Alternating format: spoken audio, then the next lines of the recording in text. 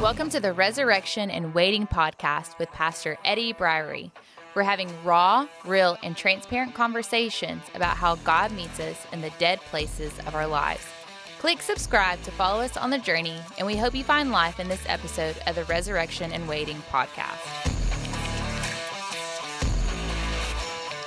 Welcome to the Resurrection and Waiting podcast. It's Eddie Briery, and so glad that you tuned in to this episode of Resurrection and Waiting. On the podcast today, I have a good friend, a good buddy from the Shreveport region who is locally known for all things creative, drumming, graphics, photography, videography, branding, any and everything that you think is cool and eclectic.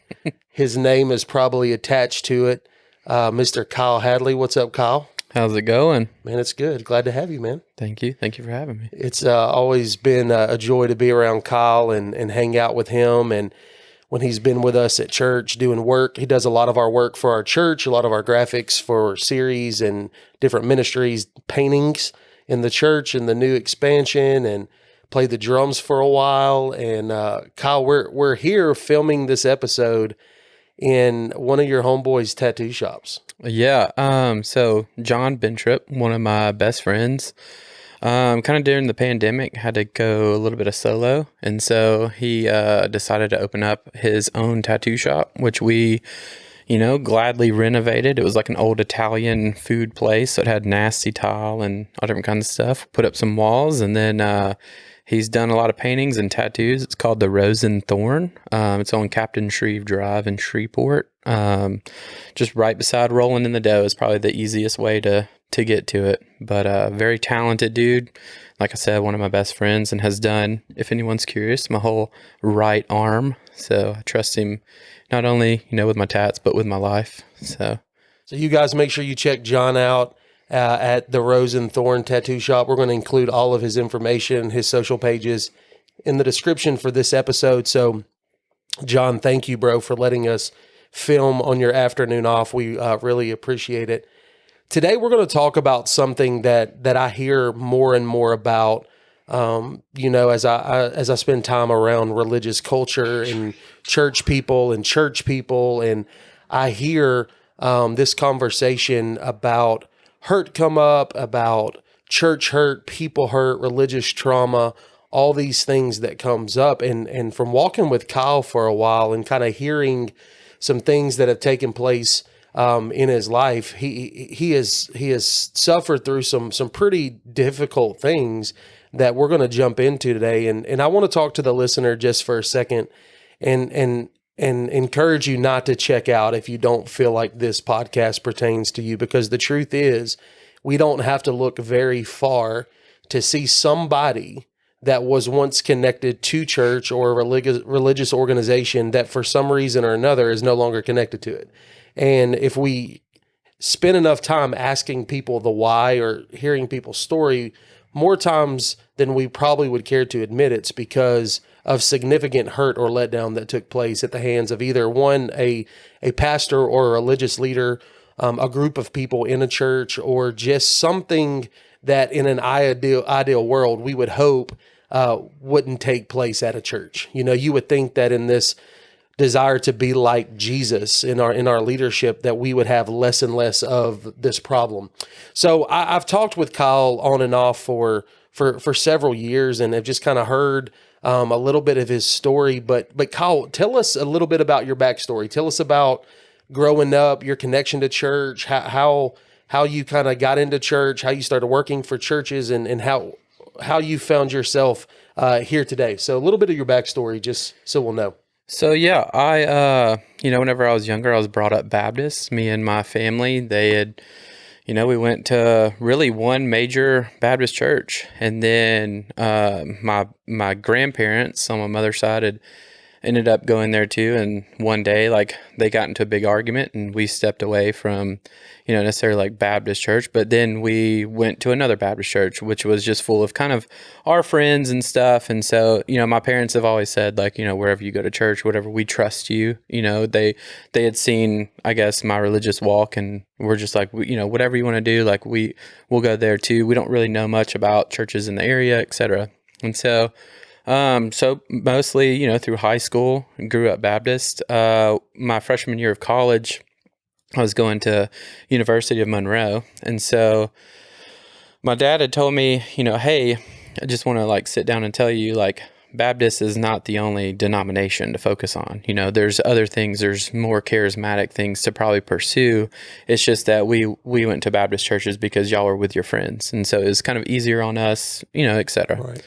And so I was like, okay, cool. Like, I don't really know what that means. I'm Baptist, that's all I know. Cause at the time I was like, denominations, like I'm not Catholic. And so, Right. so I'm just like, all right, cool.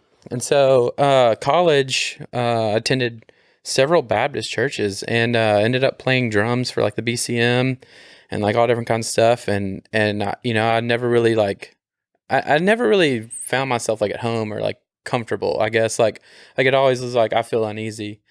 And so, came back to Shreveport like my sophomore year and then, went to LSUS and whatnot. And I was dating a girl at the time who we were both Baptist. And so, one of her friends had invited her to a non-denominational church. I'm like, okay, cool. Like, we're about to see what this is. Didn't know this was a thing, like non-denominational. So are you even a church? Right. But anyways, soon to learn that I loved it. That's where I actually experienced like my first healing. And, somebody had spoken a word over me, which like freaked me out. Cause I'm like, how does this dude know all about like me? How can he read my mail?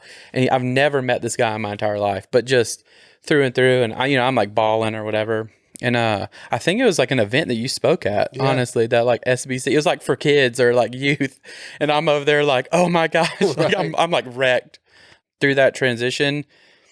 Got plugged in actually doing like sound. So, they're like, well, you play drums, so obviously you know how to run, a soundboard. And I'm like, never done this before in my life. Same. Yeah, They're exactly the same. Right.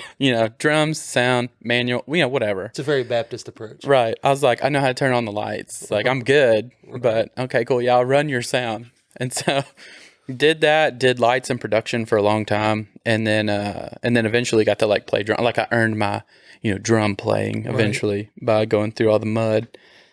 I started getting into graphic design from my college experience. Like so while I was, doing, all these different things and learning like a new door to God, basically, I was in college and I was like, okay, cool, I'm gonna be a manager, because I love to draw, build Legos, anything creative. Like I was on top of it. And then, then you're told like, well, if you're an artist, you're never going to make it. And so you're just like, okay, can I still draw though? Like, is that cool? So I was like, okay, cool. I'll take the managing road. I'll be a manager somewhere. Walmart, here I come. And so took a couple management classes and failed. Like I actually made F's for like the first time in my life. I'm like, whoa, like I don't understand economics apparently. So whatever. But, quickly switched my major to marketing, which I was like, oh, cool. Like I love marketing. And so I actually started working for the chair of marketing at LSUS. And then, I was responsible for taking care of a lot of ins and outs and then really doing this like PowerPoint. And so I just started getting creative, I started getting influence from everywhere. And then I made this PowerPoint that like everybody's seeing in the department, like really cool. And she pulls me to her office and she's like, hey, just so you know, like nobody's ever put that much effort into those PowerPoints. She's like, usually they're words. And she's like, and then like a colorful background. Right. She's like, you're doing like all these animations and you're like doing all this crazy stuff. She's like, I think it's better if you pursue like the digital side of marketing, like a physical type of marketing instead of like analytical. And she's like, all the like nitty gritty stuff. She's like, you need to strictly stick to visual. So I was like, okay, cool. Took one design class and then it was my passion. I knew it. And so so I ended up getting pretty burnt out, like for the first time in my life. I never thought it would happen. I would always volunteer and whatever at the current church that I was at. And then, I really just felt like, God was saying like, just step away, which to me, like I said, it was still foreign. I'm like, whoa, like you're talking to me now, or like you're like making me feel things. So ended up, stepping away, going into a different church. It's where I met probably one of my best friends, in life. And she like she took on quick to where she was like, "You're in design. Would you like to intern?" And I was like, "Not really, because that doesn't mean money, and I'd like to eat personally." And so she's just like, "Just try to come, do this internship." So then she taught me more. I always make the joke too, but she taught me more in 10 minutes than I learned in like an entire semester at college, just because everything was fast tracked. And then through that, there's been a bunch of ups and downs and whatnot. And then, worked for a lot of churches, still freelance some. Most are out of state. And then been through, a year of counseling. And then now I am a teacher of graphic design, and I do freelance stuff on the side. So awesome, man. Yeah, I know that, and you've told me before, the church that I pastor is actually one of the only local churches that you do work for. Not need, but it's really just the choice that you've kind of made. And man, I don't want to talk so much about the high points. I want to talk more about the low place. I want to talk about the place that you kind of like find yourself in, and you're like, man, how in the world did I get here? Like, and for you, I know that some of the lowest places that you found yourself in, which I can echo, man, some of the most violent, I say violent, maybe not physically, but definitely verbally and emotionally, the most violent and vile meetings that I've ever attended as a human have been in a church. Yeah. Some of the things that you're just going, well, wait a second. Yeah. Or is anybody in here saved? Like, is anybody in here a Christian, a follower of Jesus? You're not working for the other team? Yeah, like what are we doing here? Like, why? How can we talk to a quote unquote brother or sister like this? This is not okay. Right. So let's talk a little bit about some of your experience. I know you went from more of a freelance and took on some staffing positions and things like that. Just kind of share with us like how you began to be just let down or hurt, period, by the religious organization. And I don't want to necessarily say church hurt. I know that's the culturally hot topic, but it's more people hurt. It's people in the church that hurt us. The church as a whole, the building didn't attack Kyle. Like something happened with the people. And I want to talk through some of that, on a level that you're comfortable with. Some of the letdown and why it hurt so bad. Right. I had talked to my wife about this because I thought where the start of my story was actually years past to where, it was. And the first thing was, that same church that I was like, all right, cool. Like, I feel like all these things of God. Once again, how does this person like know my mail or whatever? So through that journey, I started getting more involved. And, like the worst term you can ever hear now in church is volunteer. Or that became like a trigger word that I was like, absolutely not. Get away from me. Don't talk to me. Don't touch me. Don't look at me. Don't think about me. Don't breathe on me. Like, don't get close. And so that all kind of stemmed from, the very first thing I can remember is, I was responsible for like praying over the pastor on Sundays. And I'm like, oh man, like, like here is, an opportunity to where it's like, I get to pray over like a pastor. Like I must be, I guess I'm there, spiritually to where I can actually do prayer and all this stuff. So I prayed for this dude for like 3 months. It's like me and another guy that was like one of my best friends at the time. And we're in there with the youth pastor and some associates. And it would just be me and my best friend, like praying over pastor before he goes into the sermon. And then after every single time for 3 months, so what is that, like 12 Sundays in a row? And this dude's like, all right, thanks, Brian. And then would just like walk off. And I'm like, my name's Kyle. And then he like wouldn't acknowledge it. So I was like, okay, that's kind of rude, but he's probably got a lot on his mind. I know I hate public speaking, whatever. As it progressed, some of his associates started saying like, his name's Kyle. And then he just kept moving on. And I was just like, cool. Like, I don't know what this dude's deal is, but he's calling me Brian. And so later on, whenever I was like, I'm transitioning out, I've felt things from God that I was like, all right, cool. Like I'm going to a different church. Like this is something that I wouldn't decide on my own. I don't, my parents were kind of like in and out of church at the time just because they had dealt with some things internally. And so I was just like, all right, cool. This is on my own. I feel like I'm supposed to, go to this other church. I really felt like the Lord's moving, inside of me and then there.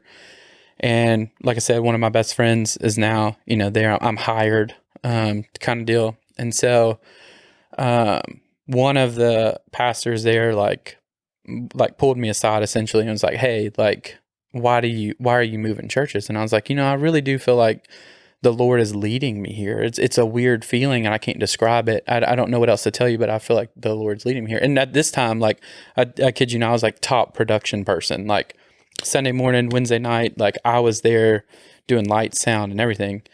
And then he's like, "Yeah, the Lord's not speaking to you." And I was like, "Okay, like I'm sorry. Did you like intervene on my prayer?" Like I feel like I'm smart aleck enough to where it's like, I mean, do you have some kind of weird problem with God? Like you can take that up with Him. Like I personally don't care. Right. But he just kept saying like God would never lead you away from a place that you're supposed to be. And I was like, but could He in return like lead you a place that you're supposed to go? Like, isn't that what you're teaching us on Sundays essentially? And then he's like, "Yeah, but God would never tell you that in prayer." And I was like, tight. Well, I'm gone. So, I'd kind of deuced out and then just trusted my instinct. And then went to this other place. And then,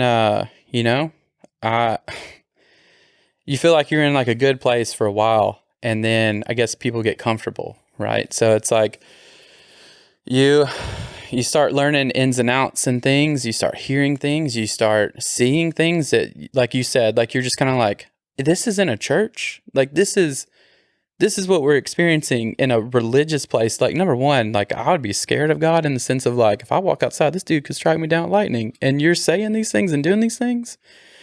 And so one of those things that was like very traumatic on my life was, without going into any specifics, an incident had happened with my oversight. And, oversight being one of my best friends in the world. So I'm obviously going to trust them. And me and another guy, we play music at the time. So we get this text like in a group chat. They're like, "Hey, like we all should hang out tonight at so-and-so's house and grab dinner," which we're like, we can't do that until like 8, like we got to clean up and stuff. And so immediately me and him knew like something was off. Like Right. Why would you choose Wednesday night to do these things or whatever? Long story short, we go over there, and we're just like, we don't want sandwiches. We don't want anything. Just tell us what's going on. And then finally, like, they lay into us, starts crying and all this stuff. Like, this has happened. This has happened. This has happened. This was said. This is what was done. And you're just like, oh my God. Like, that's like worst case scenario. I've only seen this in movies, I guess, or on TV shows. And this is now a reality.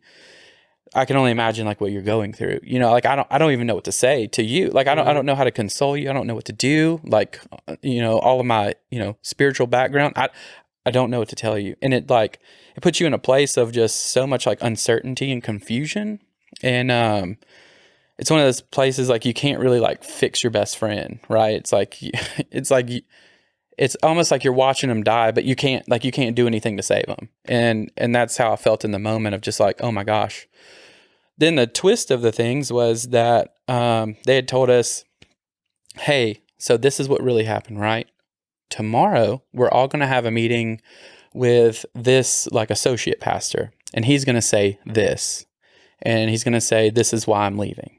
And so, I was like, oh, okay. So it comes the next day, verbatim what they had said, literally this pastor says. And I just, that was the first time I really just like threw up my hands. I was like, this is BS. I'm out of here. Like, I can't, like, I like, what? And I just remember I just like left for the day. And I came back. And you would think like if, as like one of like the lead designers or somebody that plays, I feel like at the time an important role, they would probably like check in on you and make sure you're okay. Do you need to talk or anything like that? None of that. And I was just like, this is kind of weird that it's at a church. Number one. Number two, it's almost like they don't care. Like they're hiding something. They know what happens. It was with the pastor. They're like covering up for him. Like, why? Like this is terrible. Like, why? Yeah.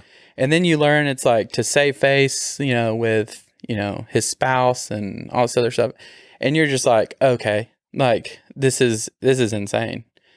So my friend, ended up leaving, and then a severance package is given, which is great. But, like the mental just capacity is all just gone. And so I continued to be a lead designer there. It's probably one of the biggest regrets of my life. I should have just like left. But, at the time I'm a college kid and, right. I'm paying for an apartment and a car, a phone. I'm a big boy, I got I got to feed myself. And so, went through just probably one of the worst at that time seasons of my entire life. It just felt like that was just the icebreaker to just a bunch of chaotic stuff. And so before we jump into that, let me I want to talk about that for a second. So, well, one, you're walking through this. I never thought this could happen at a church, or definitely wouldn't happen with a pastor. So there's this severe letdown, right? Do you think the letdown was because of like maybe honor or placement that you may have put the pastor on and he just failed you? I know some people feel that way in church. They may be going, I had X expectation for pastor. He didn't meet those. He failed me. He didn't meet my expectation. Or sometimes, man, it's just wrong. Yeah. And I don't know for you, like, I don't know if you fall into the category about placing, pastors on pedestals, Right. Some people do that. I've learned, over the past several months that sometimes it's not necessarily the people that put the pastor on the pedestal. Sometimes it's the pastor that puts the pastor on the pedestal. Yeah. And that kind of goes back to the first thing you said. Like it seems so small and insignificant, but I mean, thanks, Brian, is offensive. I'm a pastor in this city. I'm well networked in the city with a lot of the major churches, and there's a pastor here, and I get it. You sent me to Florida to do events for your church. Yeah. Like you've signed checks with my name on them, and you still introduce yourself to me every time. Like there's just like we got to do better. Right. Like the church has to do better about caring about people, you know? And so what do you think it was for you stemming into this? Because I know you're fixing to talk about this series of chaos that unfolds, but what do you think sent you that far off? Like what effect, how did it affect you the most? I mean, I guess to start is what you're saying about pastors on pedestals is like, whenever you're a kid, you don't really think of anything, but you see as like that as almost like a public figure of like, which I mean, they are technically, but it's like, it's somebody that's elevated in the sense of you're speaking to me, I'm listening to you, and so is everyone else. So it's like, as a kid, that just registers as like, this person's really important, right? Right. And so, which obviously, we as adults know that's putting them on pedestal, but it's the sense of where that leads to in this day and age, which is like, especially as a pastor of a religious like entity, place, congregation, etc., is that you have somebody of importance speaking to you, so it's like, oh, cool. So like whatever they say, we're gonna do, or whatever they say, it's got to be right, or whatever they say, it's gonna be perfect. Because they're hearing like it's like God and then them and then us, or maybe like my dog and then us, whatever. Somebody's hearing it, But I think with that too, with them being elevated, it's hard because it's like you expect them to do no wrong, right? It's like you throw out all aspects of them being human. You throw out all aspects of them actually making mistakes, or them having like bad thoughts, or them saying bad things, or them doing bad things even. And so whenever it happens or you see it, as a congregation, you probably never see it because Sunday is like Super Bowl. That's what you're always taught and told as a staff is Sundays are Super Bowl, unless we have an event with roller coasters where, that's our Super Bowl for that week. But you start seeing them do things and it almost like, it makes you feel so bad inside. Like we're always taught like the Lord is never rooted in confusion. But it's like, this is 100% confusing. Why are you doing this? Why are you saying these things? So it throws you off to the sense of like, you get to a point when you see it so much that it's like, this person is a bad person. Like I wouldn't hang out with this person. Right. And so you get to a place of this like uneasy, just internal feeling to where you're like, I don't trust this person. I don't like this church because of you. Like you're leading this church. That means that other people that are listening to you are like really like adhering to what you're saying and doing. So they're probably like-minded. And so therefore I don't really like this church. You start thinking about these things and diving in deep to where you're like, this person has lost my trust. This person has done things that have like betrayed me or have misled me or have manipulated me or have really, like I said, done things to friends that, it's just, it throws you so far off that you're just like, what is church? Like, wow. What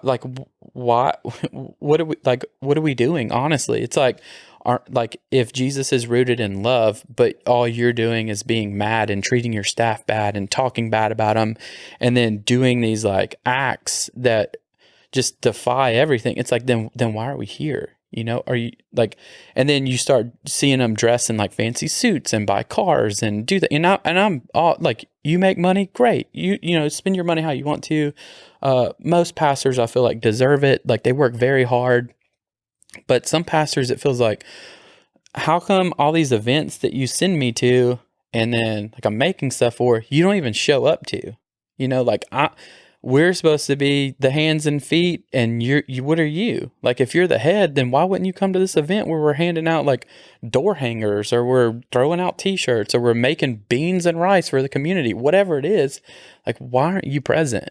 Like, did you get to a certain point where you're just, and then that's another thing I think that leads into maybe the pastors putting themselves on the pedestal is like, I'm so good at what I do that, I have all these like associates essentially that can just take care of it for me.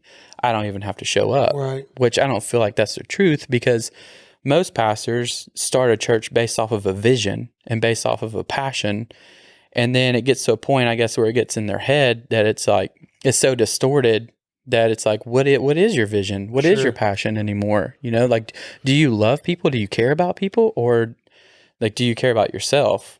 But the truth is kind of what you're speaking on and saying is you're coming at it from a letdown place as a staff member, but more than that as a person. There was a time, early in 2021 where, I took a sabbatical and the weeks following coming back on campus, walking through, navigating trauma and everything, that I didn't like go out in the foyer, after service, just because you're not sure like where people are going to come from, or if, they ran their question by the Lord and it's like, is this an appropriate question to ask right now? Because people will just ask anything, or say anything. And, I couldn't have somebody say something that would derail me moments before going on the platform. Right. So I just kind of hung out of my office, but I missed it. Like, you know me, like part of my deal is I like people. Like I like being with the people. Right. Bro fives, what's up? That's right. Yeah. All the things like hugging babies in the hallway afterwards, hugging on the little old ladies in my church. Signing babies' foreheads after church. That's right. Signing birth certificates. Just kidding. That's a joke. Well, all right. That's how you get in trouble. But there's something about the people. And what part of your frustration is maybe because it's like the church leadership has forgotten about the people? I mean, it's kind of like what I was saying. Like you're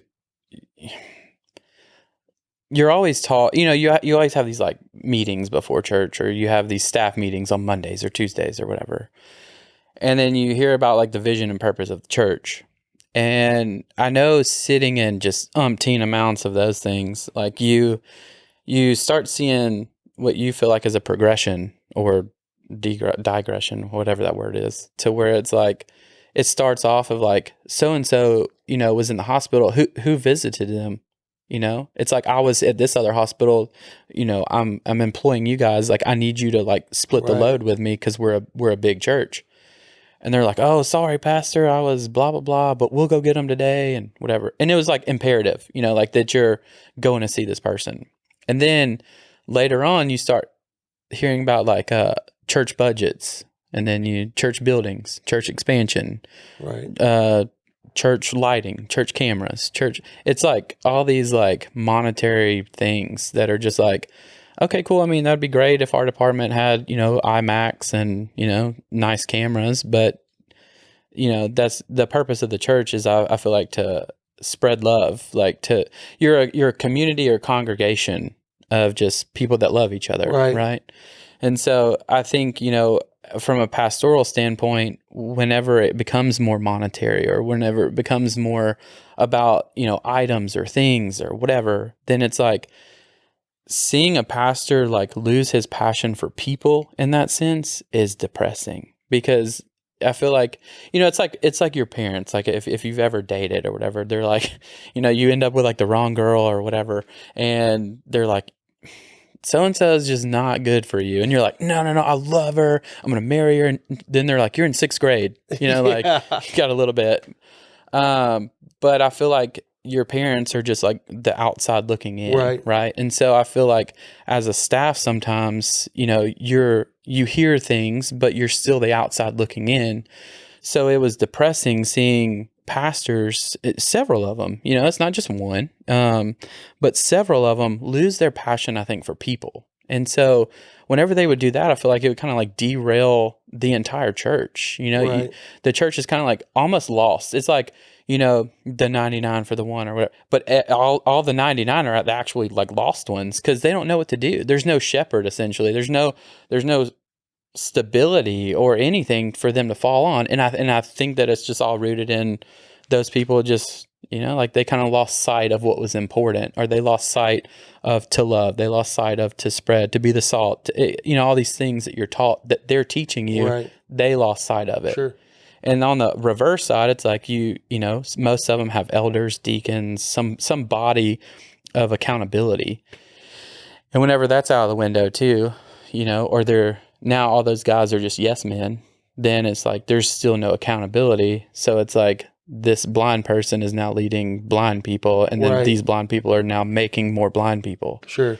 Well, you spoke to like this incident that took place at this church, and then you found yourself just extremely, traumatized, carrying major levels of trauma connected to that. And so where did you go from there? Like, how did you guys decide, what, we're going to take a step back. We're going to take a step away. We're going to, find community in a different place and take, I guess, our eggs out of that religious entity basket for right now, at least. How did you guys get there? Allie always, she always makes fun of me now because it's comical, but I used to, on my way home every single day, at this time we were like dating, and so she would get off of work and then I'd be on my way home, and then I like wouldn't even ask her about her day or anything. I would just be crying and then like telling all the stuff that had happened, all the stuff that was just unjust, all the stuff that I experienced, all the stuff, etc. And she was just like, one day she's like, stop, shut up. And I was like, oh my gosh, I'm sorry. And so she says, she's like, do you realize like this has been like a year? And she's like, every single day for a year, you haven't asked me how my day was. We haven't went out and then like had a good time. Cause she's like, all you're consumed with is talking about all the things and problems and situations and stuff that are affecting you and that are wrong within the church, and that why you don't understand them. She's like, don't you think it's a little time to like step away? And I was just like, no, because like, this is my identity. This is what I'm supposed to do. She's like, but it's not.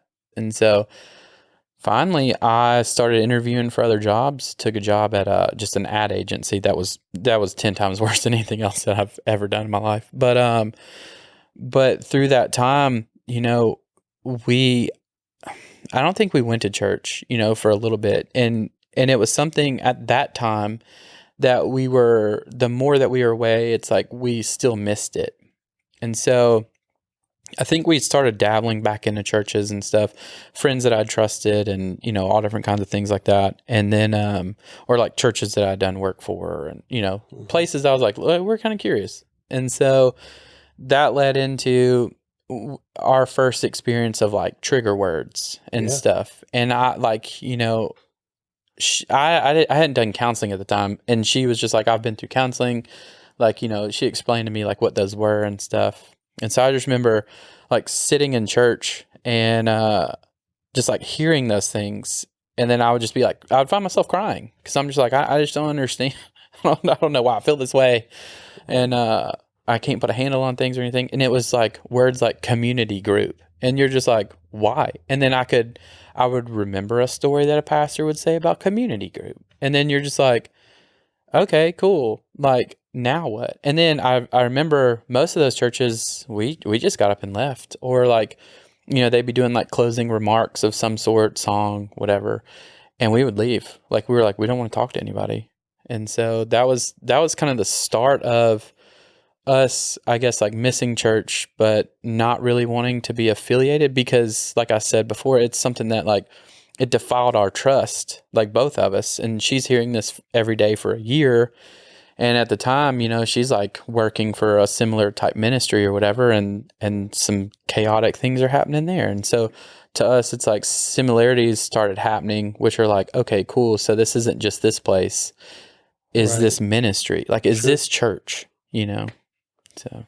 Wow, man, I know it's been a journey for you guys. And I know that, Kyle would have no problem telling you that, but bro, look, I still believe in God. I still believe Jesus is who he says he is. He's just this severe distaste with the organized gathering of believers at the moment. And I know the people listening to this podcast, you maybe haven't experienced the level of hurt maybe that Kyle has experienced, or you've never been fired from a church or anything like that. I know that I've made decisions in leadership that are just, they're hurtful decisions. I can confidently say that my intention was never to hurt somebody, but sometimes it just hurts, and I probably created some funky taste, in people's mouths, but it's never been my intent. But I know that probably the average listener here is struggling with religious hurt or religious trauma or church hurt or church people hurt, or however you want to package it, on a different level, man. Maybe it's somebody in your Sunday school class gossiped about you, or maybe somebody let you down in a way that, you didn't expect them to, but also probably in a way you never communicated them to, that you expected them to do that. So, preconceived notions are the birthplace of letdown. But, I know there are people listening today, they're driving in their cars or at work, and they're just going, man, I'm just put off too, and sometimes you're put off by a lot of different reasons in the church. Sometimes, let's just be honest, sometimes you just need to find a new church. There are good churches out there. Church is not perfect. Church is full of imperfect people with an imperfect pastor who doesn't deserve a pedestal, who doesn't deserve any of those things. Yeah. He's just a dude, or some, religious entities, a female, or just a person that wakes up every day and puts their shoes on just like everybody else. But the truth of the matter is that, we all have this, I guess, idea of how we want church to be, or how we wish church could be, maybe is the better word. And I would tell you that if you're struggling with church right now, or you want to, throw in the towel, or you're just fed up, or you're hurt, or you're bitter, or whatever, I would encourage you to either take a step back, find a new church, because the church you're in now doesn't need your bitterness. You know what I'm saying? It's going to, it'll spread, and it'll make every part of that funky. So, take a time out, take some time off, go get with God alone, spend some time with the Holy Spirit, let him speak to you, but don't put your eggs in the people basket for a while, because people are prone to hurt you. Right. People are prone to let us down. That's why we go to therapy. That's why we spend time talking through severe and major letdown. So as we wrap it up, man, as this may be a different kind of question, but like here you are, not connected to a church at the moment. How do you encourage the person that's struggling in church?